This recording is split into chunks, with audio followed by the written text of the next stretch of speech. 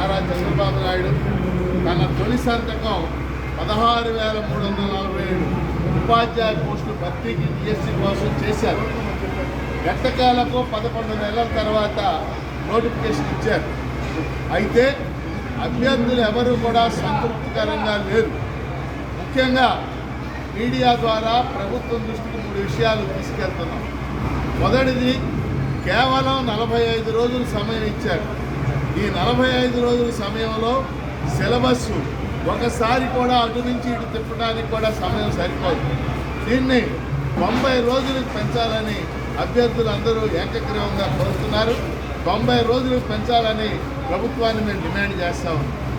ఇక రెండో అంశం, 2018 డిఎస్సి వయో పరిమితి 44 ఏళ్ళు ఇచ్చారు. ఇప్పుడు కూడా 44 ఏళ్ళే ఇచ్చారు. 7 ఏళ్లుగా డిఎస్సి నోటిఫికేషన్ లేకపోవడం వల్ల అనేక మందికి వయో పరిమితి మించిపోయి ఏజ్ పారైపోయింది.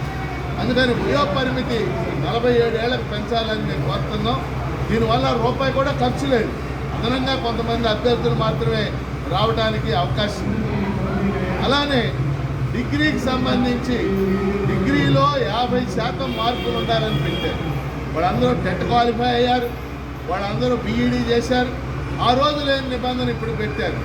అందుకని డిగ్రీకి సంబంధించి మార్కుల పరిమితి తీసేసి డిగ్రీ పాస్ అయిన వాళ్ళందరూ టెట్ కనుక క్వాలిఫై అయితే ఈ పరీక్షకు అనుమతించాలని చెప్పేసి మేము కోరుతున్నాం.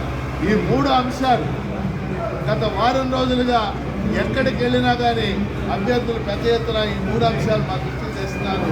మంత్రి లోకేష్ ఆయన ఎంత బిజీగా ఉన్నప్పటికీ ఈ అంశాల మీద దృష్టి పెట్టాలని చెప్పేసి మేమందరం నిరుద్యోగ అభ్యర్థుల తరఫున గట్టిగా డిమాండ్ చేస్తూ ఉన్నాం.